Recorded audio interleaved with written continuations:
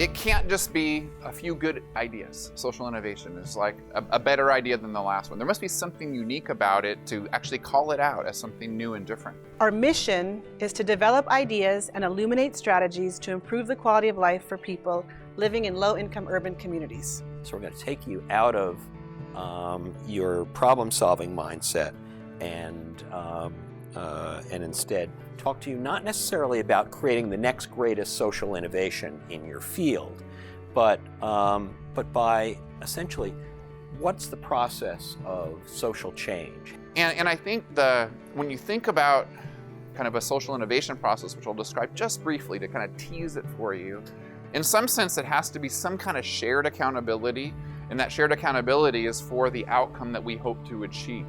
And so we share in successes, we share in the lack of success where it might be, we share in the failures that teach us things to take the next step.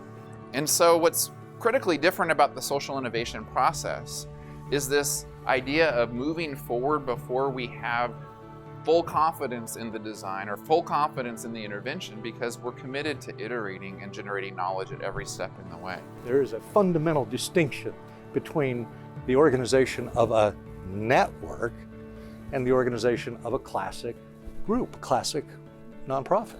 You're really dealing with some pretty powerful competing forces.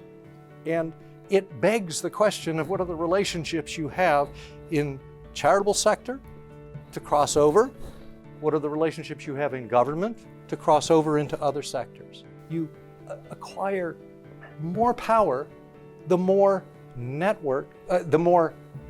hubs and nodes you straddle. Each of you are bringing incredible expertise and experience to this program. It's not just us coming with expertise. And this program is also going to bring together people who might not have crossed paths otherwise, right? And so you're going to learn probably as much from each other and the networking and so on that you have here as you will from our speakers and instructors. And I think for social movements, but also for community-based organizations that are part of a social movement, there's no one organization social movement. That just does not exist. I think one of the key things and one of the key kind of decision points, frankly, is figuring out what those are. Right? What are the policy options on the table? What are the strategies that we can use? Where do you want to make your intervention, right? Do you want to make it at the state level? Do you want to make it at the federal level?